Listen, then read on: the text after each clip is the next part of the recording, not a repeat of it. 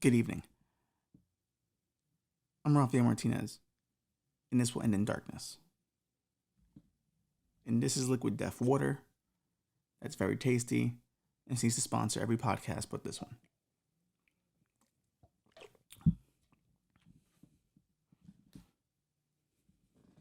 You know, you people could be doing a lot more, just saying, by spreading the word. But it seems like you just like taking me in, but never letting me go. And that's a problem. Because I can't grow that way. I don't belong to you. I want to belong to everyone. As many people who will be willing to pay for this on a Patreon someday. That's my financial plan. That's the entire financial plan. So it would be great if people helped by spreading the word. Letting people know what I'm doing over here. Because WRKM doesn't. No ads. Not even a mention anymore on other stations. They used to treat us with respect. They used to send us to the radio station to wave. We dominated that. We got to break news on wrestling stuff on the main newscast. We used to do that. And now it seems like we're not appreciated anymore. Even though we're in a brand new time slot of Saturday night, 10 p.m. I thought that'd be a promotion, but no, it's not. Nothing's changed. Lots of promises, no deliveries.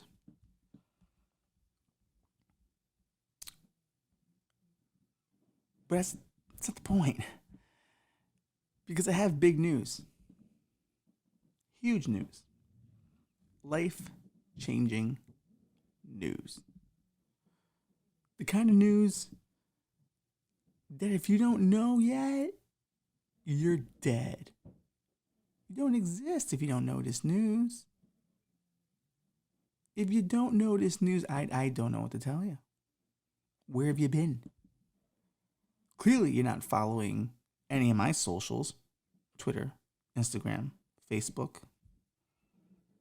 I'm even on TikTok now. And if you followed these channels, you would know things. Don't be a basic bitch and follow me on my socials. Who else are you going to follow? Another Instagram thought? They're everywhere. You can spend an hour looking at that? Instagram thoughts? Come on. Come on. I'm sorry, Claire. That diet page you keep looking at is not going to lose the weight for you. You kind of have to do the diet. It's not about liking and subscribing. That's not how losing weight works. You have to actually do it. Just saying. Only speaking as someone who lost 20 pounds recently. Just saying. I gained a little bit of it back, but not too much, so won't be a problem to lose the rest of it. Because some of us are proactive for a time. And that's why you should be following This Will End in Darkness on all social platforms. Because then you would know the big news. You would know this life-changing news. It's kind of sad you don't know it. But I am happy to be the one breaking it to you. You wait your entire broadcasting career to break news like this. You really hope that a network would appreciate a man who would do this, who would break this kind of news for free on public access television. You would think they appreciate him a little bit more. And I'm not mentioning this because we're in the middle of a contract negotiation that's not going the way I want it to. No. I'm just letting you people know how much I care. How much I care about delivering this news. And as someone, people, the last time we said we had huge news, some people felt it wasn't really huge news. I thought it was huge news. My arrival on Clubhouse seemed like a really big deal. Because I was invited. Unlike the rest of you, I was invited. I invited some of you. So for a brief time, I was of the elites. I've been in rooms with Taylor Lorenz. Have you not heard of her? She's a big-time social media journalist? Blogger? Gossip columnist? I don't know. But I was in a room with her once, and I said one thing to her. Love your work. And then was cut off immediately, but I was in the room. Sometimes that's good enough. And also a lot more than what some other people on this network have done. But I'm no stranger to disrespect. When you're great, they hate. In the words of Memphis Bleak in a new Kanye West documentary. God damn that liquid death water. But I do have huge news.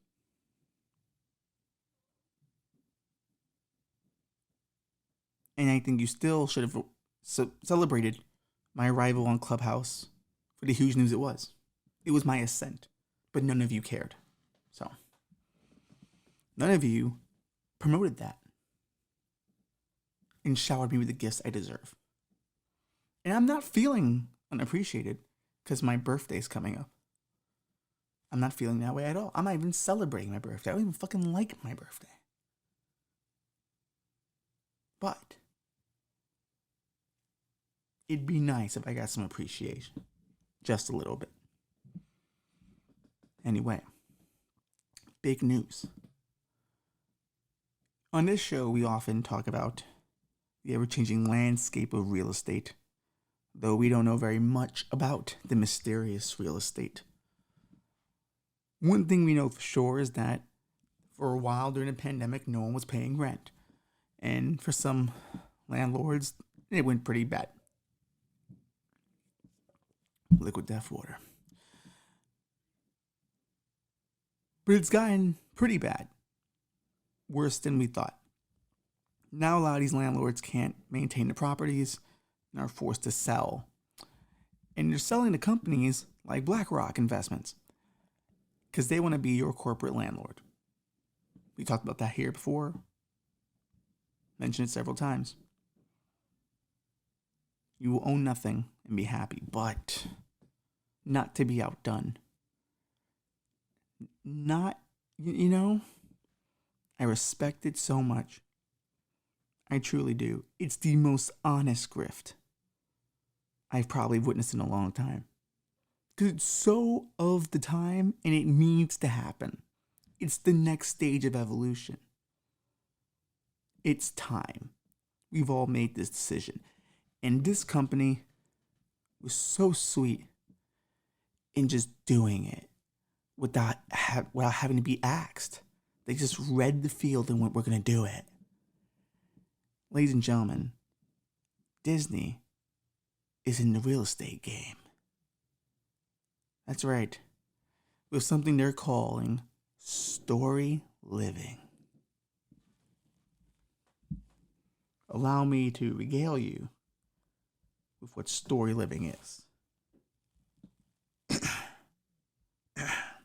My throat's a little dry. Should probably drink some of this liquid death water. Refreshing. This comes from ABC News. Fans will soon be able to call Disney home. On Wednesday, the company announced the launch of Story Living by Disney, a new community for Disney fans to live that incorporates the company's brand of magic. The master planned communities are intended to inspire residents to foster new friendships and pursue their interests and write their next exciting chapters in their lives, all the while the attention to detail, unique amenities, and special touches that are Disney hallmarks, Disney said in a press release. That's it, baby. It's done. We did it. we are now going to escape reality. Who wants to live there anymore when you can live in a Disney community? We did it. They figured it out. For a generation of people who are afraid to get old and die, and who want franchises to last forever, and want their childhoods to last forever, Disney said, well, fuck it. What if it could? What if where you live was Disney magic? And everything was just great. And you got to hang out with Mickey Mouse every day. And Donald Duck was the sheriff. How cute. And the only crimes are missing dogs or missing toys. Maybe a bank robbery from time to time, but of course the bank robbers wouldn't be threatening. A perfect world where there is no real crime. Just misunderstandings and wacky whimsy. They did it. And I'm so proud. I truly am. I never thought I would live long enough to see the companies take over our homes and to brand them. But they did it. Disney will soon own the entire country. And they can spread whatever narrative they like now. Because in their community, all is real. It's the metaverse on crack. It's the metaverse realized. It's what cosplay always wanted to be, but this achieves it. Imagine you go into this town, right? And Disney's like, hey, you can live here, but you gotta maintain a storyline, Truman Show style. What storyline are you hoping to get?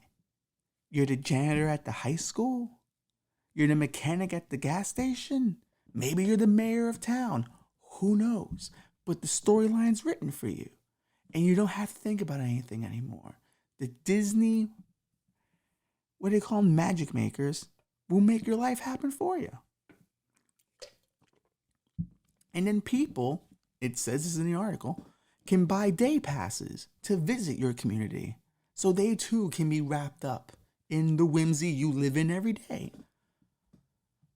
It's never going to get boring. It's not at all. Why would it get boring? It's Disney. It's fun. It's comfortable. It's nice. Oh, look, we're kissing while it's snowing ever so lightly in California.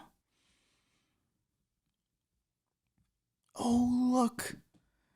That slipper fits that 18-year-old girl. She's now the prom queen. Oh, how romantic. That young boy kissed a girl in a coma and now she lives.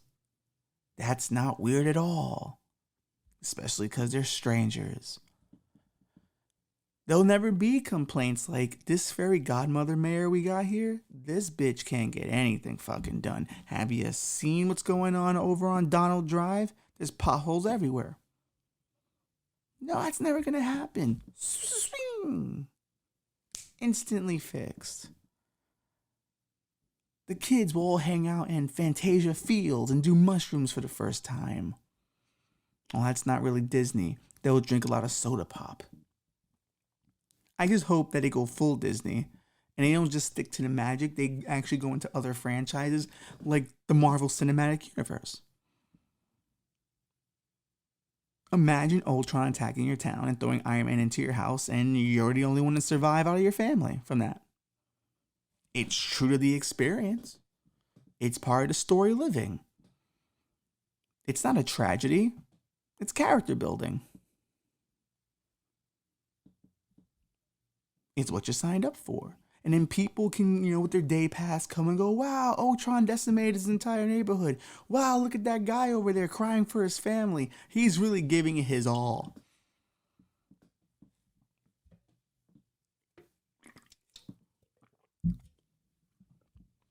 We do it now. We do it now. In a world where everyone wants to be a star, this Disney living thing might be the best thing that ever happened. And it's a good, honest grift. Because No one cares about reality anymore. So why not just go? Get the hell out of it. We all don't want to live sadly anymore. So maybe this Disney community's got something right. But the problem is, in a lot of Disney high school stuff, there are bullies. And listen, some kids are going to have to be bullies. Your tools for bullying will be very limited. Sucks for them. They can't be the artists they truly are, but they'll have to find resourceful ways of doing things. I would love to be like the father of the bully in this Disney town. Yeah, because I know storytelling. Let's be honest. For every kid at that school, it's a gamble. Because not all of you can be the main character. Some of you are going to have to be, bothered. Some of you are sacrificed so the cool kid looks cool. Look at him defending that nerd, That's going to happen at this Disney school. The whole Disney community's got to do it right. It's got to be booked well. And if we're lucky, who knows? Maybe Six Flags will start doing it, and they'll make a Looney Tunes neighborhood, and maybe they'll do the Fright Fest thing, make that a whole town, Halloween town, really. Imagine that. Disney does a whole Nightmare Before Christmas town, so all the goth kids who enjoy Halloween could live there and realize how fucking overrated the holiday is. It could all work out. The holodeck in Star Trek showed us it could all work out.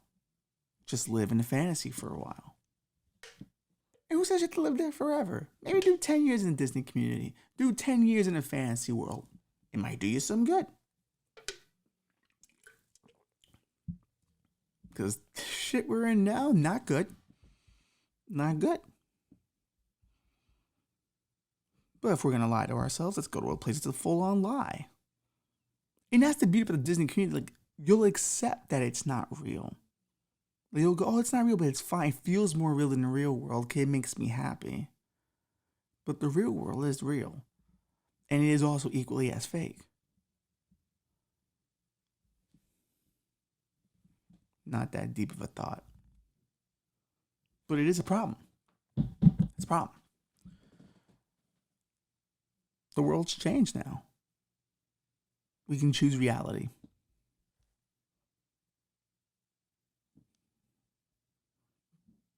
And what I also like about this Disney community is that there'll be condos, apartment buildings, but also mansions. So even in the Disney community, there's income inequality.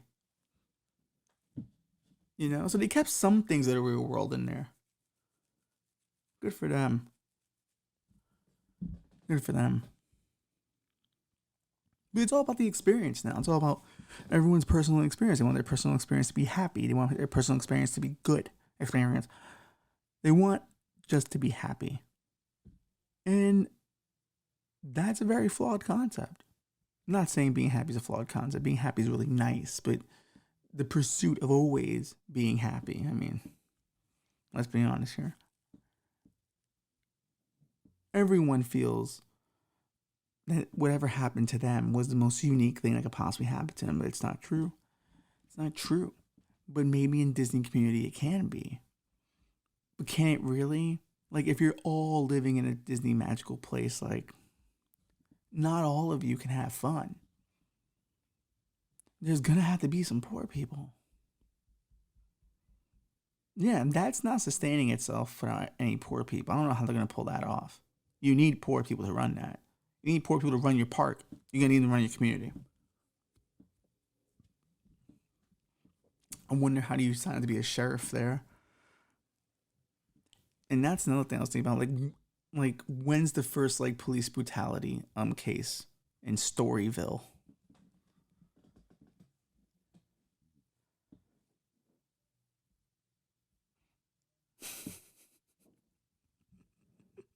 Welcome to Storyville. Ultron killed my entire family. Welcome to Storyville, buddy. My son was killed in a night duel. Welcome to Storyville, buddy.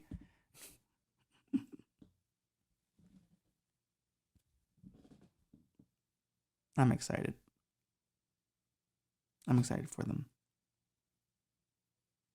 Because it seems like people have a hard time dealing with the real world we're in. And I had this experience on Facebook recently with somebody. They were making a point about book fairs. I will pull this up because it was quite ridiculous. Okay. So, post about.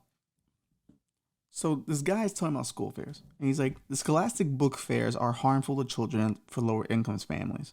It's hard to imagine anything worse for a child's interest in reading and seeing your classmates' excitement about choosing and buying books and feeling left out and embarrassed from not having the money to participate. Repeated time after time as they grow, it should be free or not at all. And here's the thing, though. The library was right there with free books. Even the books you saw at the book fair were free at the library.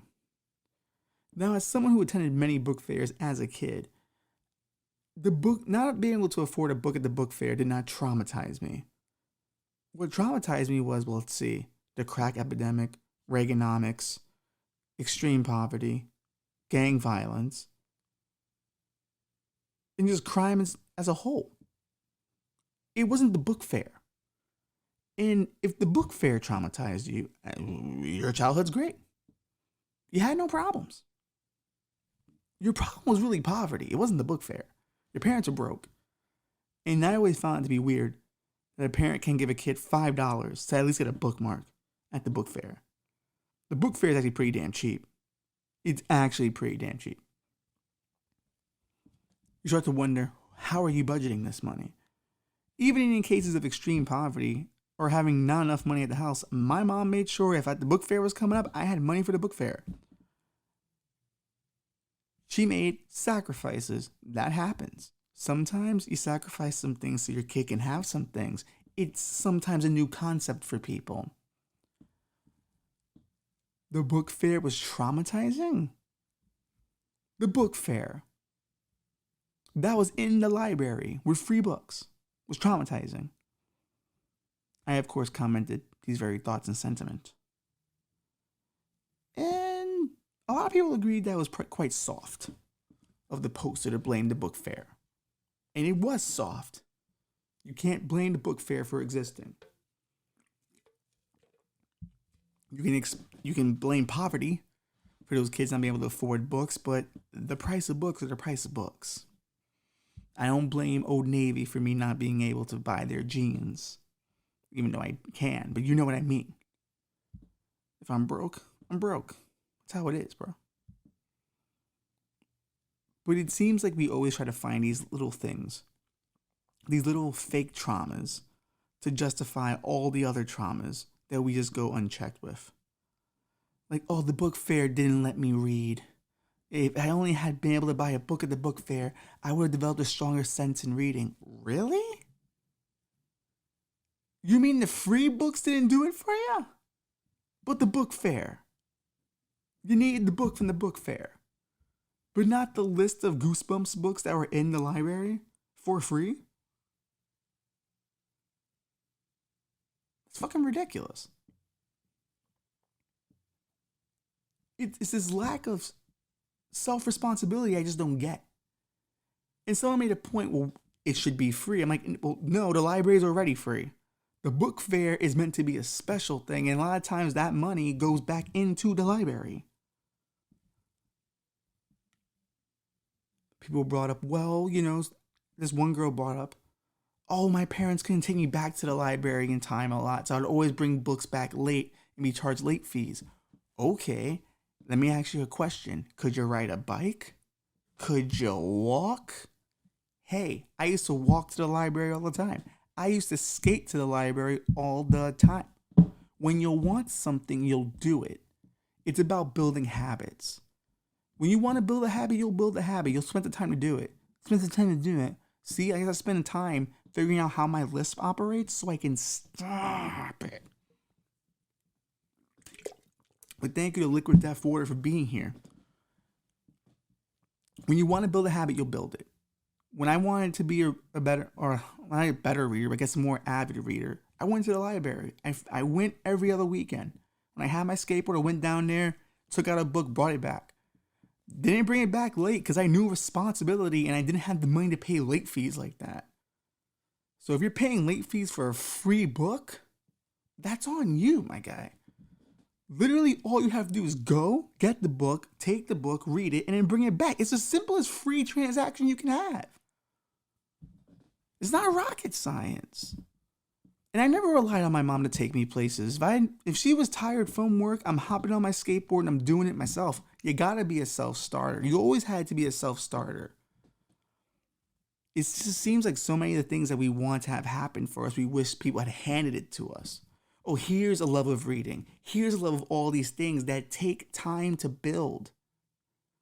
I stopped reading for years. I've just this past maybe 6 months got back into reading again, which is, to partially help with this podcast to have more things to talk about, but mostly because I missed reading. If you want to do it, you'll do it. My brother, he, not to get too much into his own business, but he's like top 3 of the grade average, in his school. That sentence sounded horrible, but I'm going to commit to it. He's top 3 in his school, dude. And it was because of the habits that were formed when we were raising him. His parents and myself as his brother, they made sure he had his schoolwork done on time. They made sure he took time to do what he had to do and study. I was always suggesting, why don't you read this? Check this out. And every time he would do something, like finishing a book or anything like that, I would always tell him, you know what? You should be proud of yourself.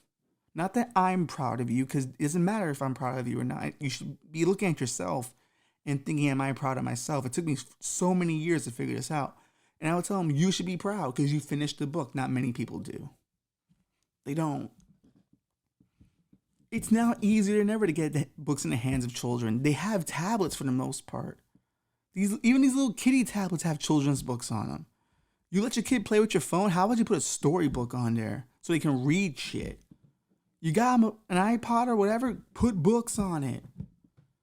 They have to want it. And the thing is, not so much that they're not reading, they have to read, stuff on the internet. But if you want them to do something, or you want to at least expose them to something, you have to be the one to do it. I never believed in the too tired when it came to parenting, because I never witnessed it. My mom never did that. And for me, it's like, yeah, you can be tired, but if you want the best for your child, you have to will that shit. Put all the other stuff away and will it. Motherfuckers don't want to will it. And I can't will it for you. I can only inspire you to, like I'm doing now. Because I'm so deep. I'm so smart. But no. Then, after getting into that little argument, another lady put a comment down, and she started at first with the concept of, well, sometimes there was only one library day in school and you had to wait a whole week, even though you finished the book, to get to the next book, because everyone had to be given a chance to finish, their book so you can go to library day. And in my head, I'm like, oh no. Actually, no, in my head, I actually texted this back. I said, so wait a minute, you're complaining that you finished the book early and had to wait till everyone else finished their book to return that book and get a new one? Sounds kind of spoiled. Sounds like it's not much of a trauma experience, more as you're just a spoiled bitch. You had a free book. I finished it. Who told you to finish early? Library day is on Thursday. Why did you finish on Monday? No one's fault but your own. So I didn't put all that. I just put sounds a bit spoiled to me. And boy, was that the trigger. Because she went nuts. Well, not nuts. She just got really open and just poured all this shit out that I wasn't ready for, nor did I care about. So she starts with, well, all right. I didn't just call it spoiled. I also said that even in impoverished schools that tend to be, Black and Latino, we would still have killed to have library day. And so we can get that one book a week. So we could complain years later that we weren't able to return it when we wanted to get a new book. Now, that was aggressive on my part. I can admit that. I'm a grown adult. I did trigger a bit there. I did gaslight, as they call it. Didn't mean to. It was early in the morning. I hadn't had my coffee yet. No, I would have done it even with the coffee. Who am I fucking kidding? Sorry. It's not funny. It's not funny, but it is. Anyway, she messages me back. Well, comments back. You know what I mean. It's Facebook. She goes into her life story of being a poor white from Alabama. Now, as we've spoken about many times on this show, we fucks with the poor white people because they understand. They understand how hard life can be. So poor whites, we represent all day, every day. Thank you for being an ally. And it's economic warfare against the elites. At the end of the day, we're all broke. I mean, let's be honest. So we gotta start embracing each other more and more. So she goes down this story where she's like, well, I wanted to be a cheerleader. And that started it. She started with the dream of wanting to be a cheerleader, and I kind of knew where things were going from there. I knew dreams were going to be broken. Because in high school, when it's always, I wanted to be on the football team or I wanted to be a cheerleader, those stories don't go well. Not when you're in your 30s, 3 kids, years later, and you're bringing it up in a comment thread about book fairs.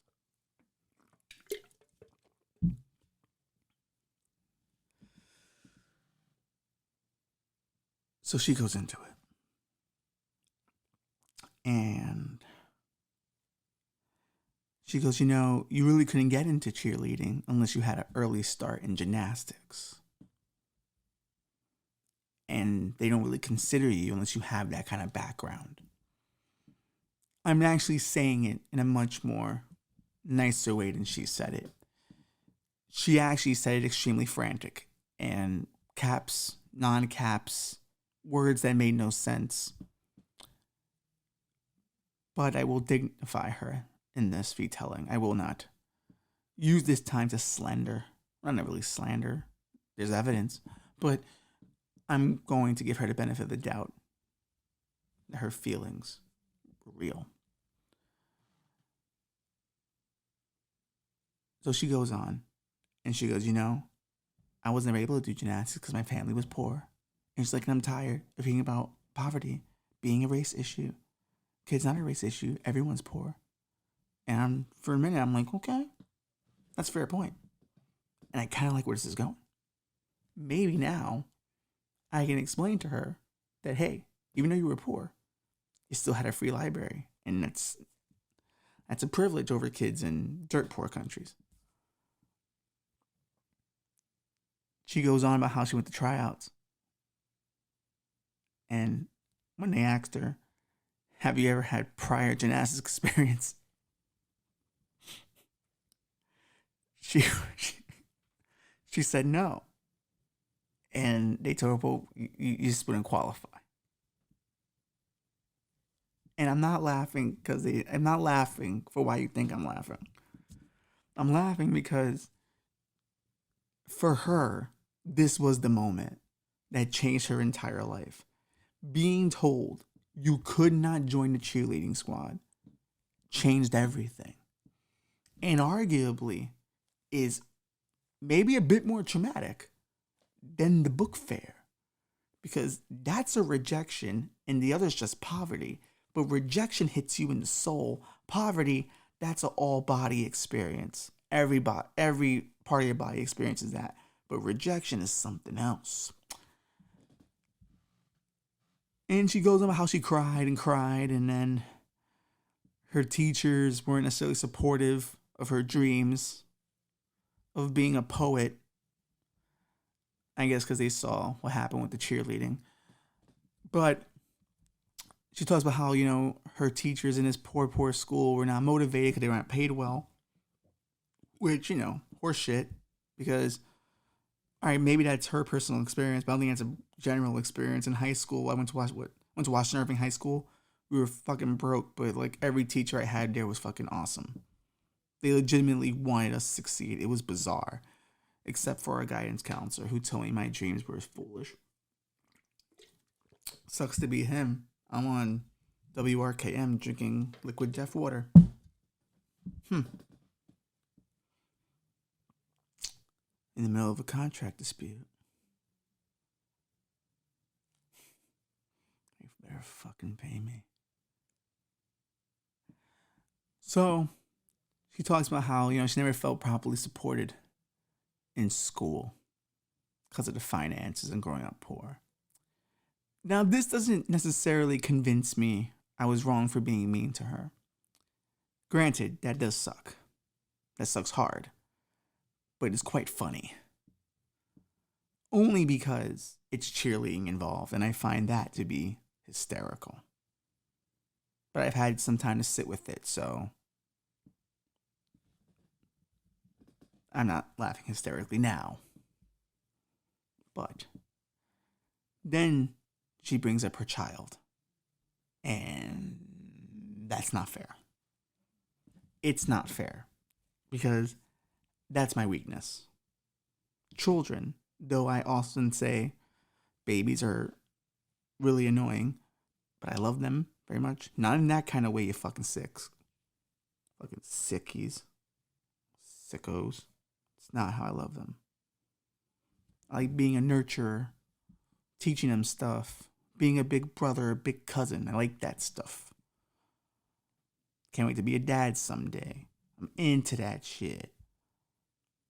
So I have a natural weakness when it comes to kids. She brings up the goddamn kid, and I'm like, fuck.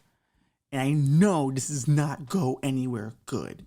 It's going to be a story of trying times. No one ever brings up their kid in any story unless they're doing extremely well or there's something bad going on. There's never a good in-between, oh yeah, my kid's alright. He's cool. He's jamming. He skateboards on the weekends and buys pizza. Cool kid. Not getting in any trouble. Good guy. No one ever talks about a moderate median kid. It's always either geniuses or fucking tragedy.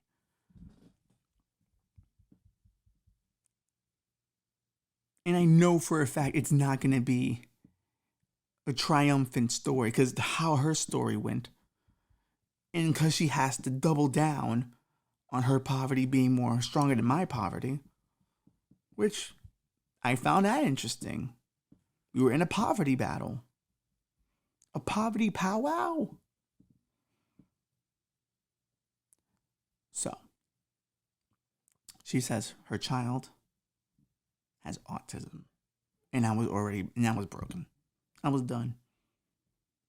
Because at that point you can't argue with that lady. You can't argue with that lady. Her life is hard. Extremely difficult. And she started to go on about how the school he goes to is underfunded and cannot help him the way they want to help him.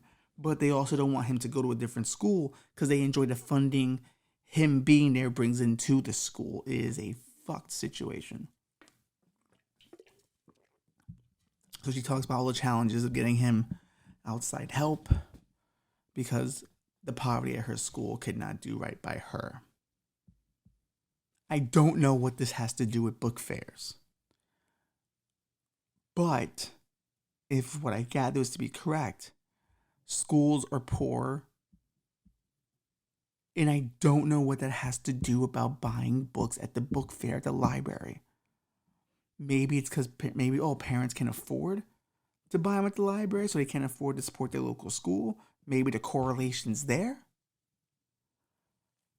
But there was something there for her. This comment thread was very long. And it went in circles a lot. So it needed some editing.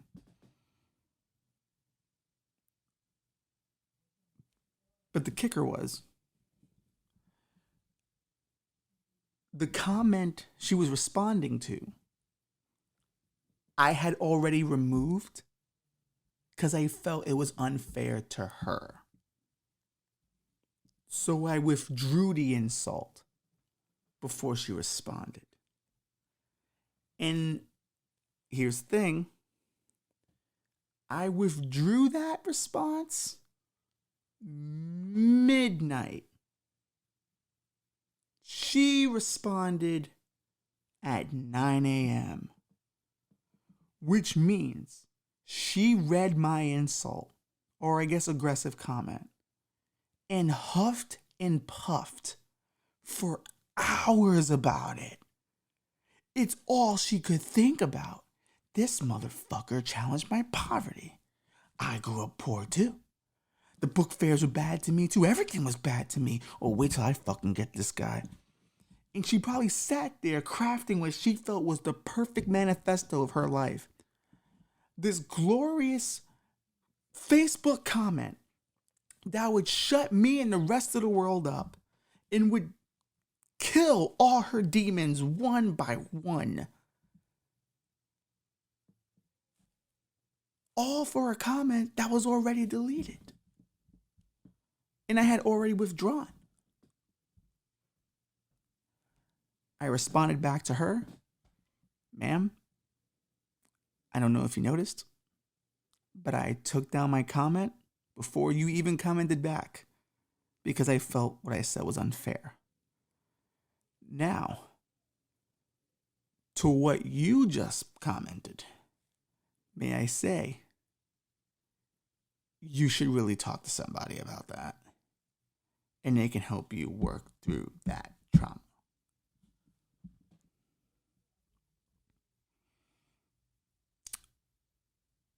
We'll take a quick break, and we'll be back with more darkness.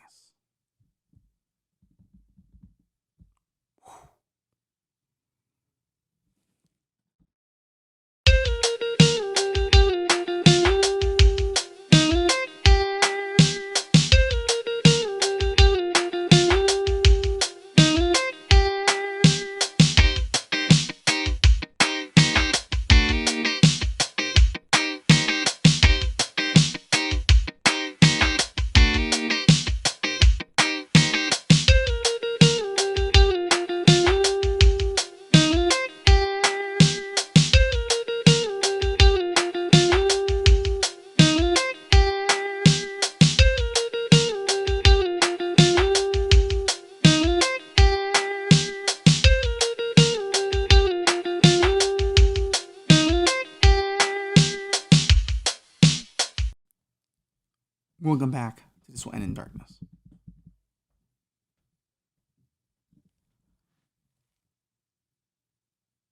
Words have power. That's what I learned from that lady. Words have power.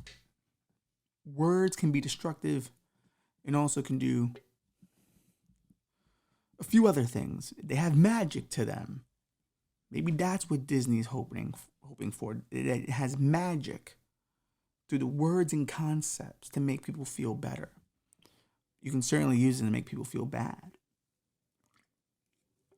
Liquid Death makes me feel good. Until they sponsor us, I will keep mentioning them, so stop asking. Words can be make or break.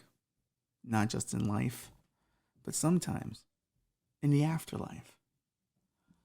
CNN reports a pastor baptized people for decades using one wrong word, and now those are all considered invalid. A Catholic priest has resigned after a church investigation found he performed invalid baptisms throughout most of his 20-year career, according to Bishop Thomas. Father Andres Arago, that's not how you say his name, who performed thousands of baptisms, would say, "We baptize one in the name of the Father and of the Son and the Holy Spirit. We baptize," when it should have been, "I baptize." The issue with using "we" is that it's not the community that baptizes a person. It is Christ, him alone, who presides at all sacraments. So it's Christ Jesus who baptized you, according to the what's his name? Thomas, Bishop Thomas. Arago. At this point, doesn't matter how we say his name, he's screwed up huge. It saddens me to learn that I have performed invalid baptisms throughout my ministry as a priest by regularly using incorrect formula. I deeply regret my error and how this has affected numerous people in your parish and elsewhere, in his own message he said on his website. All right. These could be thousands of people that are unbaptized. This is a big deal. All right? Every comedian has said this one joke already. Imagine not getting into heaven due to a technicality. Everyone said it. I just said it. Now it's done. No one can say it anymore. But what everyone's missing here is we have a solution for this. We've done it once before. It's been a while, and we don't normally pull it out unless we really, really need to. But there hasn't been this much original sin in a long time. And there's only one thing this pastor can do. He's gonna have to be crucified. Stop. Don't you dare. Don't you dare turn off that video. Don't you dare. Stop it. Stop it. I don't make the rules. I follow them. Last time there was a bunch of original sin, what happened? What did Jesus do? Hopped on the cross. Bam. He cleansed it. Everyone was fine. Everyone was good. Does this pastor believe that he's better than Jesus? That he shouldn't do it after he screwed up all these baptisms and let all his original sin run rampant? And now half these people got to redo their sacraments? I think not. I think he should have to do it. I'm not wrong. I have history. I have the Bible. I have the holy fucking Bible, son. That justifies what I'm talking about. Bam. Crucify him. Dude, it's an easier choice than Jesus than Barabbas, and we talked about that in the first episode. People still chose Barabbas to free, which is still weird. But this time we don't have a choice. This time it's just a pastor. He's gotta be crucified. It's the only way around it. That's the way I see it. I know this. I was an altar server for many years, dude. I did all my sacraments. My baptism was legitimate. Unlike these people who are suffering because of this pastor. You gotta take one for the faith, bruh. You gotta take one for the faith. I'm not wrong. Don't look at me like that, Bobby. Don't look at me like that. You know I'm right. We celebrate it every Easter. If this guy is smart, we'll get a second Easter. We'll get a second holiday out of it. It's a win-win. Original sin is gone. He vindicates himself. We get another holiday. What? Come on. It's a win for all of us. Easter part 2? You mean I have 2 times a year I can go to church dress and fly? 2 times a year I can go to church dress and fly? Come on, man. He's got to take one for the faith. That's it. He would literally be so dope if he did it. He'd be better than the Pope. I would think he's more holier than the Pope because he actually did the thing, baby. I'd be impressed. I would stand by him. That's a guy I would follow. I already done followed the first dude who did it. Why not the second? It's the ultimate sacrifice, and it's the ultimate move no priest can overcome. No one will ever be able to say they dedicated themselves to the faith so hard they crucified themselves over missed baptisms. Tough choices, but I say he's got to do it. I say he's got to do it. And you know what? If he does it, I will gladly be there. And I will podcast from it. I will broadcast it so the world knows this pastor, Arago, whatever his name is dope. He's taking the ultimate bump for the faith. He's doing the job, brother. Pin me, pay me, 1, 2, 3. Or in this case, nail. Well, damn. Pin me. Yeah, damn. Because we pin me, pay me. Yeah, pin me. That's gonna have to stay. Pin me, pay me, 1, 2, 3. That's how it is. It worked for the job squad. It works for this pastor. Liquid Death could be a sponsor. Think about it. That whole story where like they pierced Jesus like to kill him, but like water came out instead of blood. Liquid Death's right there, dude. I'm not gonna say it's gonna happen for this guy, but listen, there's a world of possibilities. There's a world of possibilities. If this dude does this, it's a world of possibilities. He's gotta do it. He's gotta do it. Don't be a bitch. Don't be a bitch and bitch out, all right? You fuck up the baptisms, you gotta clean it up, all right? You got, because here's what they're gonna do, right? And I hope they don't do this. I hope they don't bring everyone he's ever baptized together and they all gotta do it over again all together at once. I hope they don't do it that way. I hope, it's gonna be dumb. They're gonna play Christian rock music and shit. It's gonna be turned to like a fucking Bible Woodstock. Or you go hardcore about it and you crucify him, dude. That'd be dope. It'd be so fucking metal, man. Please. For the spectacle of it all. Oh man, you can have him come out to Jesus Walks, dude. Kanye can perform. Oh, this would be so cool. Because Kanye is our greatest gospel artist now, according to the kids. That's what they tell me.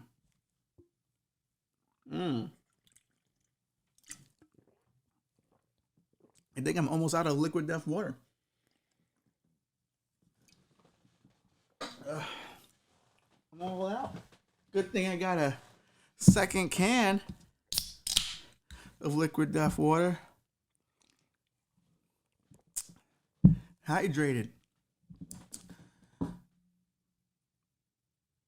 But yeah, it would, and the cheesy joke does work. Like, it would suck if you weren't allowed into heaven on a technicality. It does. It's still funny. It's funny. Yeah. I'll stop being a dick about it. It's funny. It's funny. Something I didn't find funny, I found a little more disturbing, will be our last story tonight. There's a woman who just won a case in Australia over the rights to her husband's sperm. Now, you're probably saying, well, what's mine is yours and yours is mine. Isn't that in the ceremony? Kinda. I don't know. Never been married before. And I would think that your wife does have legal, ownership of your sperm. I think that's part of it. I think that should be fair. But she is looking to use this right to impregnate herself after he has died. He's been dead for 6 months. As you know, it wasn't 6 months. How long ago was it? It's a certain amount of time in which you can actually extract sperm from somebody. And you can still be pregnant by them even though they're dead. So that's what she's suing for, and she won. So I guess it's game on. What disturbed me about it is the arrogance this kid's gonna have. He was not a kid chosen by fate. He's a kid chosen by science. He is going to think that he is the greatest fucking child there's ever been. He's going to be unbearable. My dad gave me life through death. And I guarantee you he's going to claim to have psychic powers, dude. He's going to get into the grift. It sets up the ultimate grift.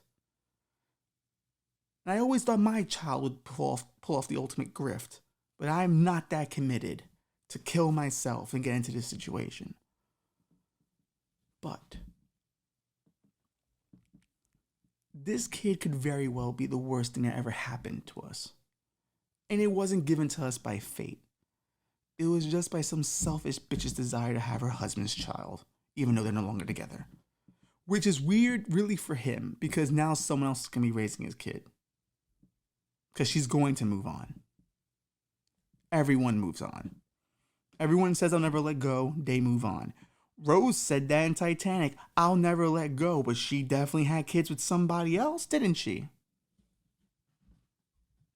Everyone moves on. She will too. What if this kid's like the Antichrist? Like, what if this is the kid that ruins everything? You've seen Looper. What if this is the kid that destroys everything? And it's because of her. And I feel bad for him. Because he's dead. He has no idea this is happening. Who knows why he didn't have a kid with her while he was alive? Maybe he knew it wasn't a good idea. Maybe he's like, our genetics don't work well. I'm not giving this chick my kid. Maybe he had always envisioned getting someone else pregnant. But he was like, well, look what I'm stuck with before death. I'm not doing that. I will not sully my own seed. Which, that's a very harsh way of looking at it, but there's something up. If he didn't try at least before. Maybe he knew, bro. Maybe he knew. What happened to his body, his choice? That's all I'm asking. What happened to his body, his choice? He can't even speak for himself. He's dead. And I imagine how hard it is for him. You know? He's up in heaven, hanging out, you know? He's been on this long line to meet Jesus. He's finally going to have, like, all the answers given to him.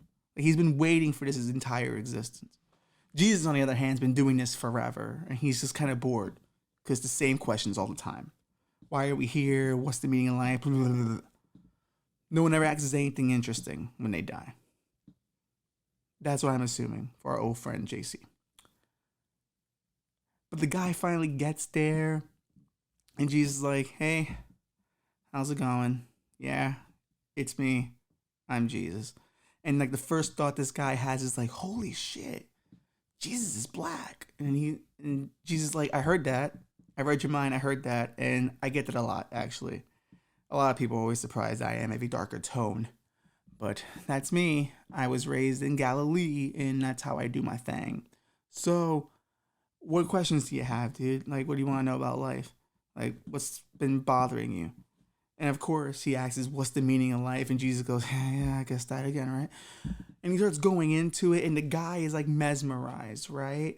Like, he's like, oh my God, like Jesus is telling me directly what it all means, what my life meant, and, you know, how I could have been a better person, but now I'm still in this eternal beauty of heaven, and nothing bad will happen anymore. And I'm just, and like he starts feeling this weird sensation because his soul is still tied to his body a little bit, right? And Jesus is starting to look at him weird because he's like, what's for this dude's like having a fucking stroke here? He's already dead. I don't understand what's going on, but I'll just keep going because maybe he's fanboying out, and this is the way he fanboys out. And the guy like starts like, and he like starts grabbing his crotch, and like Jesus is looking at him like, what the fuck is this guy doing? Like, what the hell's going on here? Peter, can you come here? And St. Peter comes with his little tablet, like he's been taking roster, like who's in, who's out. And he's like, Jesus, I don't have time. Like, dude, what's going on? He's like, this dude on the floor, what's his fucking deal, man? I don't know, Jesus. Like, he got online, you know, a few days ago, and he seemed like an alright dude. Looked at his life, nothing bad happened. He was a good dude, you know, and let him in. Peter, is he coming right now? And the guy is like on the floor, he's full on going. And Peter's looking at him like, I think he is. I had no idea. I didn't know he was like Peter, pull up his life. I want to see this real quick. And he cut to like this moment of his body where his wife is extracting his semen. And Jesus just looks at the guy and goes, "Oh, you're a sick bastard, ain't you?" And the guy's like, "No, what, I don't even know what's happening." You're letting your wife do that to you? You're letting her get you off after you've died, dude? And you're doing it in front of me? What kind of fucking disrespect is that? I let you through the fucking gates. I gave you a fucking dope ass testament 2,000 years ago, and you're fucking coming in here disrespecting me like this? No, Jesus, no, I didn't know she was doing that. He's fucking out of here, Pete. Get him the fuck out of here next. Send me the next person with some dumbass questions. So Peter like lights him on fire, and the guy like starts falling down back into earth, but all the way down under it. And now he's in hell. Satan's kind of bored too. You know, the pandemic's really took a toll on him. He's like, "Hey, what's going on?" "Yeah, you're new here?" "Yeah, it's cool. It's cool.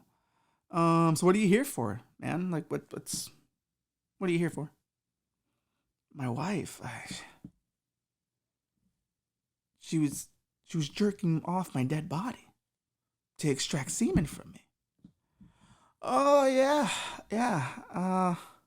Not good. That's not holy.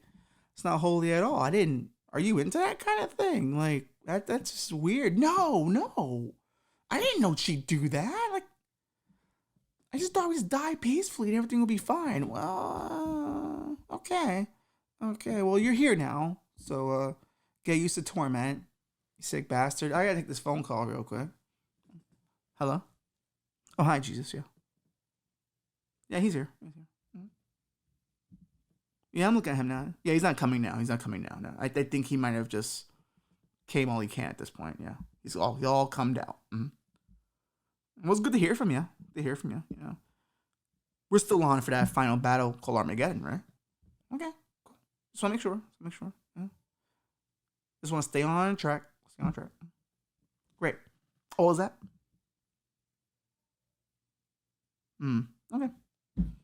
All right, let me know. All right. No problem. All right, bye. Hey, good news. You're upset with your wife now, but don't worry. She'll be here sooner rather than later.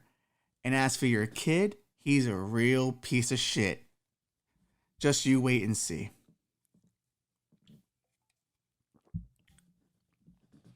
That's what this woman could do if she has this child. Hyperbolic? Maybe. Maybe I am hyperbolic. But maybe I'm not wrong.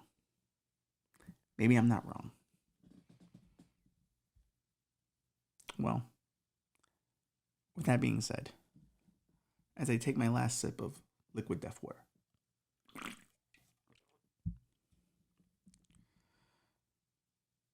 I think we all know how this one is going to end.